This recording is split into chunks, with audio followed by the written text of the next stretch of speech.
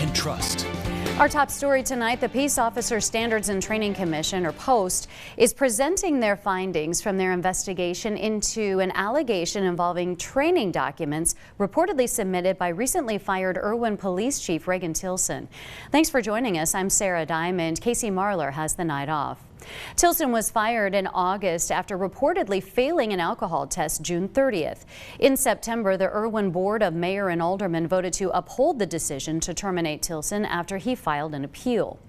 That same month, it was revealed Tilson reported to the Post that the Irwin Police Department conducted training in December of 2024, but town leaders say that training never happened.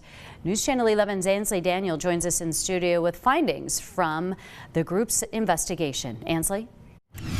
Well, Sarah, there wasn't much action taken regarding Chief Tilson himself at today's meeting, but the Post investigator said that Tilson fully expects to be decertified and even indicted by the Tennessee Bureau of Investigation.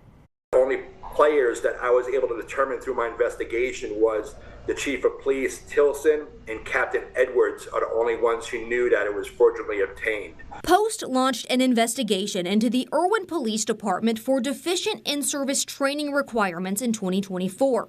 After interviewing him with his attorney present, since there is pending criminal charges on him with the Tennessee Bureau of Investigation, he did admit that he told his officers at Irwin Police Department that they did not have to do training in 2024 and that he was putting in a waiver for them. Officers received an $800 salary supplement for training investigators say they didn't do, despite it being signed off by the then chief and captain.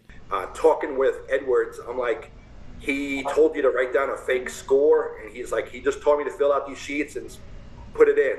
And I'm like, well, you wrote down fake scores. You fraudulently put fake scores on for these training records. And he said, yes, sir. I was told to do it by my chief of police.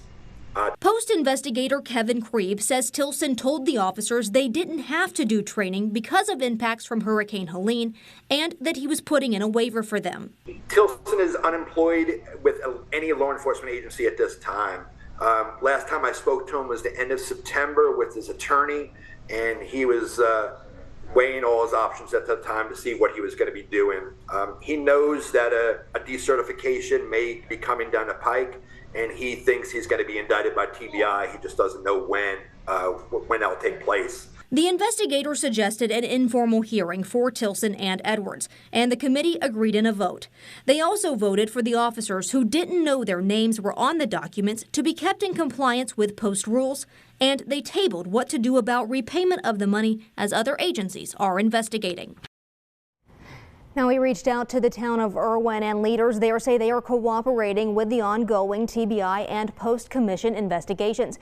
They also say in a statement released to News Channel 11 that they won't be taking any action regarding personnel until those investigations are complete. Now, we also reached out to Tilson and his attorney, who say that they are also cooperating with investigators. They released this statement regarding today's meeting, saying in part, quote, as in many cases, there are more than one side to a story. Mr. Tilson looks forward to getting to tell his side during the next steps of the process. As far as the TBI investigation, whenever TBI reaches out to us, we plan to cooperate with them also, end quote. Ansley, thanks. We also reached out to the Tennessee Bureau of Investigation regarding their investigation into Tilson and the Irwin Police Department. They tell us that the investigation remains active and ongoing, saying in part, quote, upon the conclusion of the investigation, our findings will be reviewed by the District Attorney General, end quote. This is a developing story. We'll continue to provide updates on air and online as more information becomes available.